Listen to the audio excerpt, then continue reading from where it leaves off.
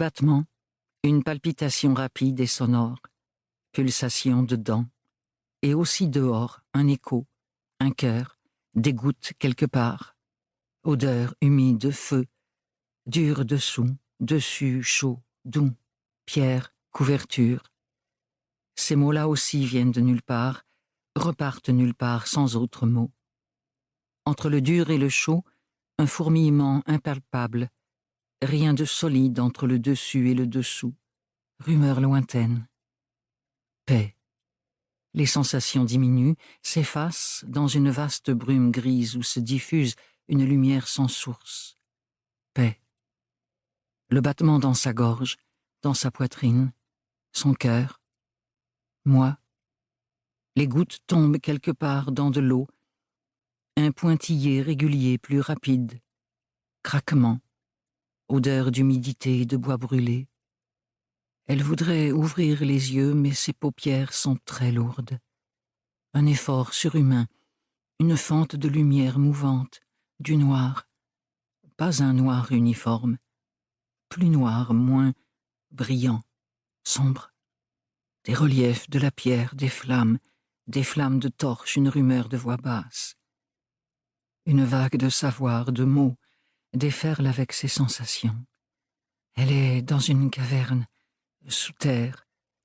Elle est une voix tout près. Elle est réveillée. Voix de femme, jeune, incrédule mais joyeuse. Parce qu'elle voudrait parler, elle prend soudain conscience de la sécheresse de sa gorge. On lui soulève la tête avec douceur. De l'humide sur son front, ses joues, sa bouche. Un chiffon. Un doigt lui entr'ouvre les lèvres. On appuie quelque chose de dur, mais ensuite l'eau, merveilleuse. La fraîcheur lui rend sa chair en coulant dans sa bouche, dans sa gorge, à l'intérieur de sa poitrine. Elle a un corps. Ses mains sont posées l'une sur l'autre sur son ventre, sous la couverture. Elle se soulève légèrement au rythme de son respire.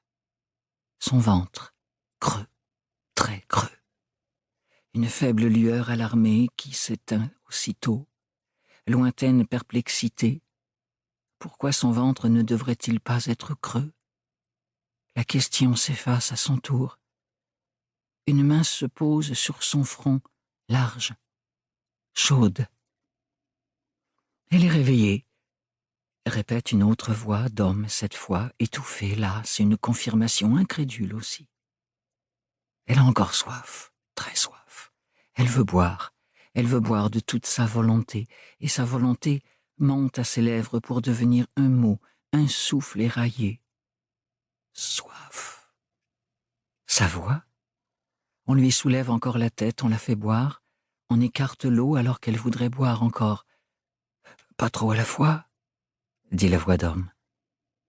Il faudrait vraiment ouvrir les yeux maintenant, ordonner aux paupières de se soulever. Elles n'obéissent pas. Vague éclat irrité, c'est mon corps. Les mots résonnent étrangement. Il voudrait dire davantage, mais quoi? Mon corps, moi, à moi. Le fourmillement revient dans l'enveloppe de peau. Elle peut le nommer maintenant. De la fatigue, une très, très grande fatigue, un long souffle blanc qui se pose sur elle et s'appesantit. Elle s'éteint.